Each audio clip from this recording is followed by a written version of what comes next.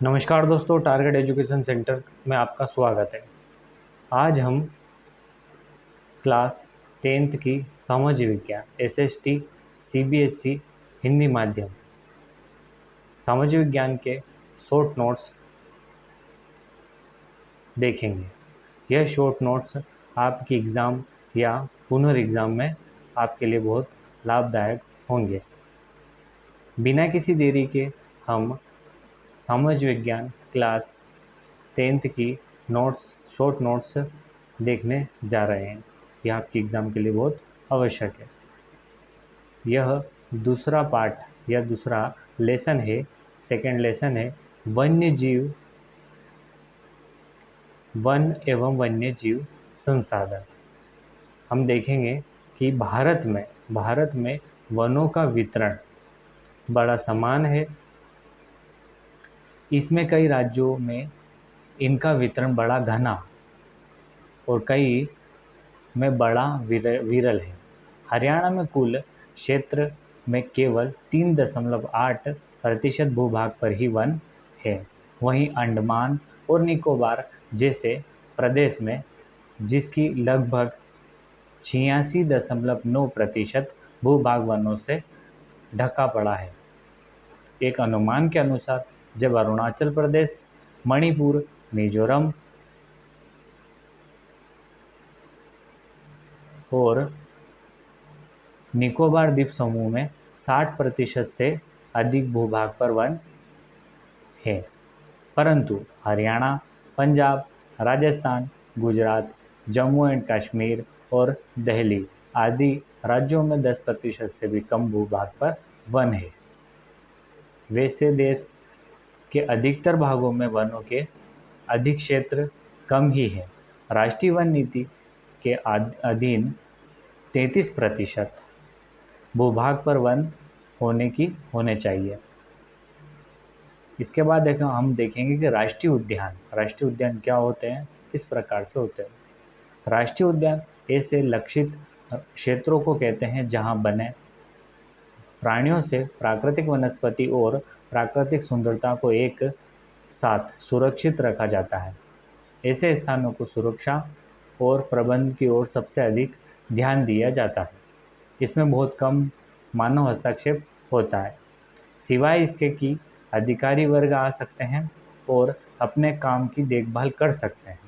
सैलानियों को भी एक नियमित बोलकर नियंत्रित संख्या में जाने दिया जाता है। भारत का राष्ट्रीय पक्षी मोर है और चीता भारत का राष्ट्रीय पशु है। यह विशेष है, आप इसका ध्यान रखिएगा। फिर से दोहराता हूँ कि भारत का राष्ट्रीय पक्षी मोर और चीता भारत का राष्ट्रीय पशु है, जिसे बाघ भी कहते हैं। सॉरी, चीता नहीं, अब बाघ होगा। बाघ राष्ट्रीय पशु है।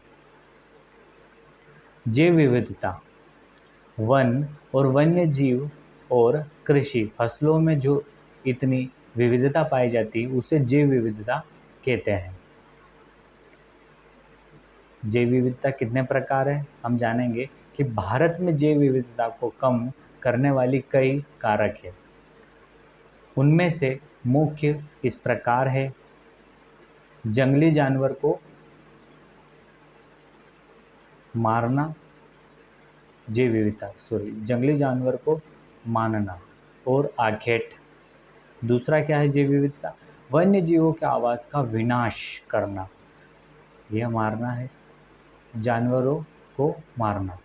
और वन्य जीवों के आवास का विनाश करना, पर्यावरण प्रदूषण करना और विश्वतीकरण करना। जंगलों के दावानल का प्रकोप हम देखते हैं कि जंगल के दावानल का प्रकोप क्या होता है।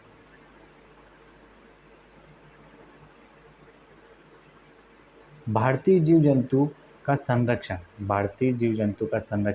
हम कैसे करते हैं, ये भी हम देखेंगे कि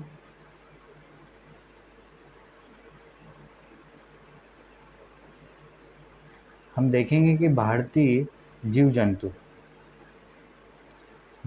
जीव जंतु में विभिन्न प्रकार के, जैसे कि भारतीय जीव जंतुओं का संरक्षण और अपनी प्राकृतिक संपदा पर हर देश को गर्व है, और यही अवस्था भारत की है।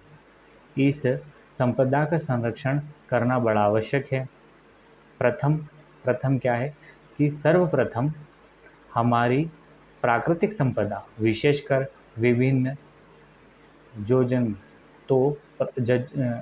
जंतुओं को प्राकृतिक सौंदर्य को चार चांद लगा देते हैं और धरती को स्वर्ग बना देते हैं। आप जानते होंगे कि किसी भी देश में जानवर या पशु एक प्रकार से आवश्यक होते हैं। वह किसी भी देश के लिए एक विभिन्न, जैसे कि राष्ट्रीय पशु हो गया, राष्ट्रीय पक्षी हो गया, और राष्ट्रीय जानवर, जो कि बहुत आवश्यक है।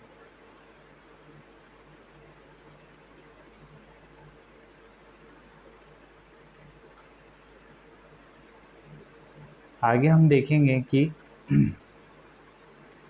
सेकंड वाला क्या था, तो सेकंड वाला हम देखेंगे कि विभिन्न प्रकार के पशु पक्षी इतनी मधुर वन निकालते हैं, आवाज़ निकालते हैं कि बहुत ही कवि और चित्रकार मुक्त हो जाते हैं और कमाल की रचनाओं का सर्जन कर डालते हैं।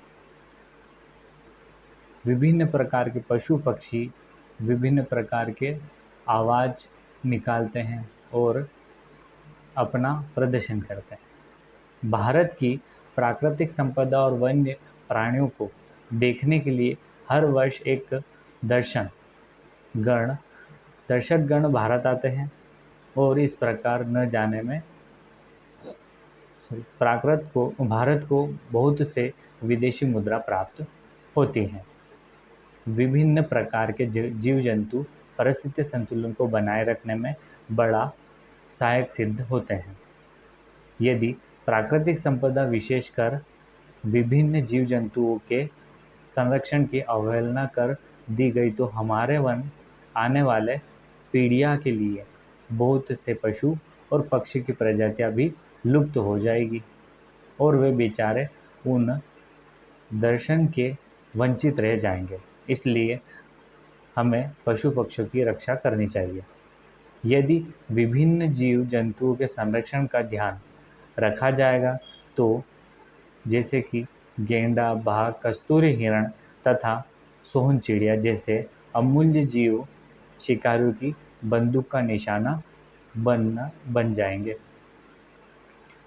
जैसे कि गेंडे का सींग का उपयोग किया जाता है, बाघ, कस्तूरी हिरण का परफ्यूम बनाया जाता है, जिसे सेंट भी बोलते हैं।